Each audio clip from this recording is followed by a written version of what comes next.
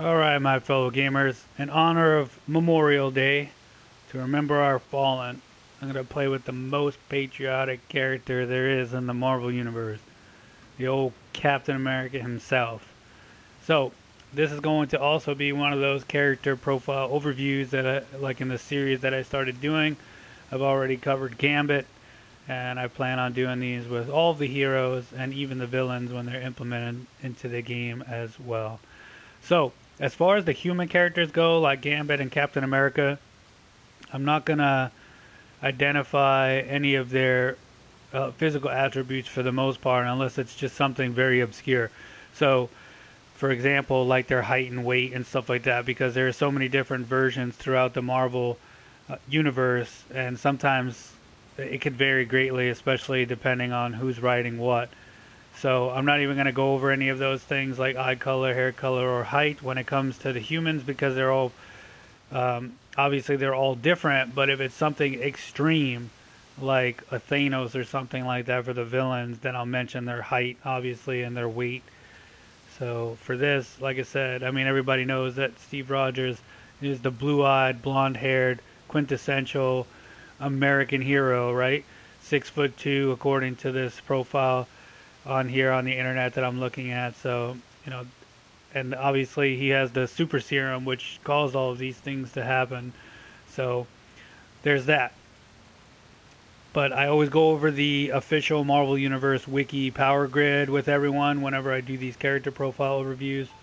And the reason why I do these is because if any of you are like me, I can spend hours jumping from character to character to on the wiki, reading up and getting information about them. So I just love doing that. But some of you just don't have the time. You're driving in your car, you're at the gym on the treadmill, or so on and so forth. So you don't really have the time to sit on the internet, on your telephone, or at your desktop and read all of these different character profiles. So I just give a brief synopsis on each of these characters to give you a little bit of taste of information. But by no means is it the definitive, all the knowledge that you could possibly get for these individual characters.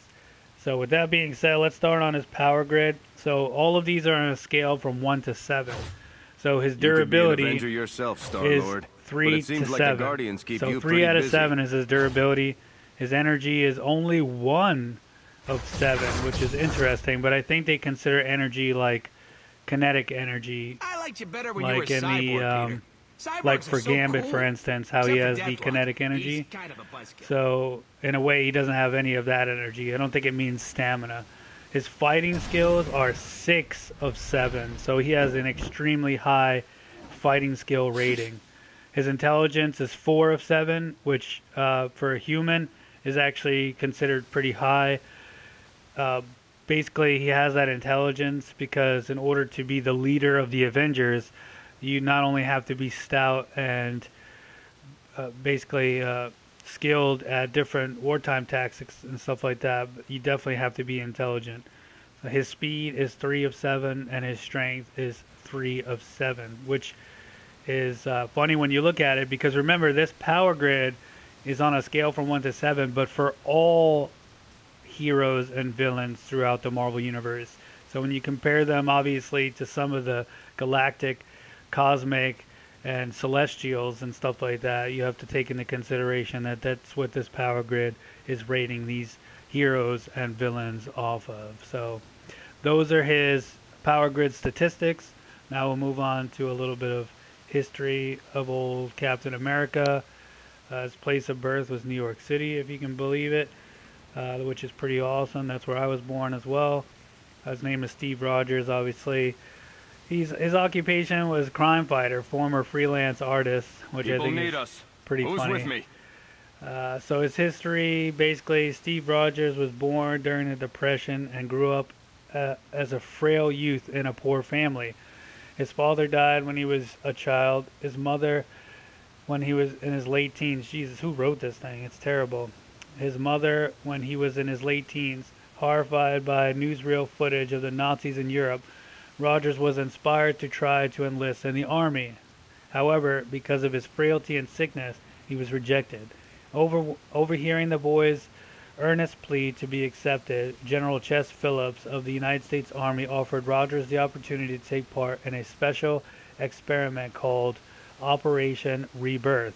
Rogers agreed and was taken to a secret laboratory in Washington, District Columbia, where he was introduced to Dr. Abraham Erskine, codenamed Professor Reinstein, the creator to the super soldier formula.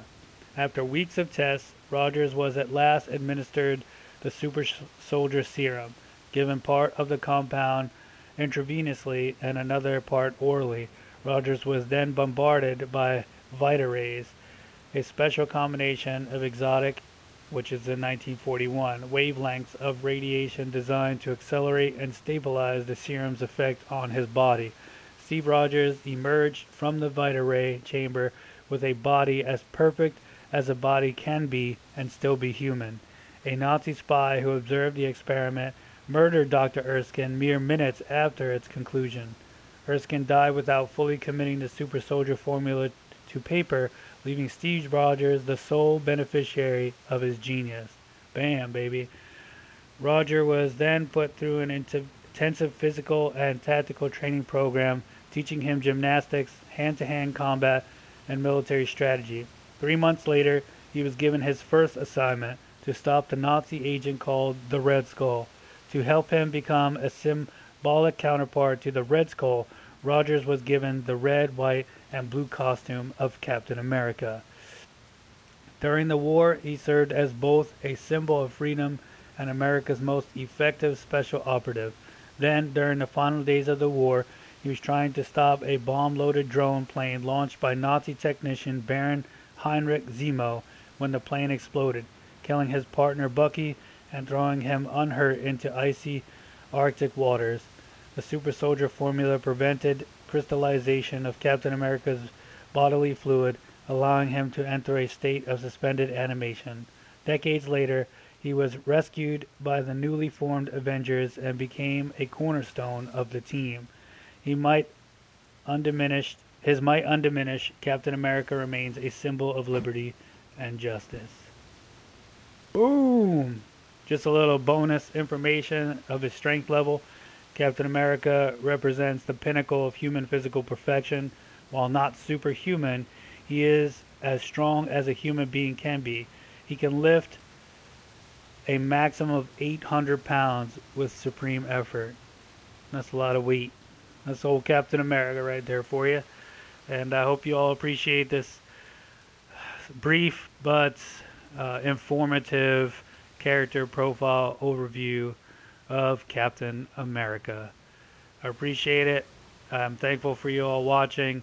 And please celebrate this Memorial Day by honoring those who have fallen for our freedom. And I thank you again, and I hope you have yourself a legendary day. Thank you.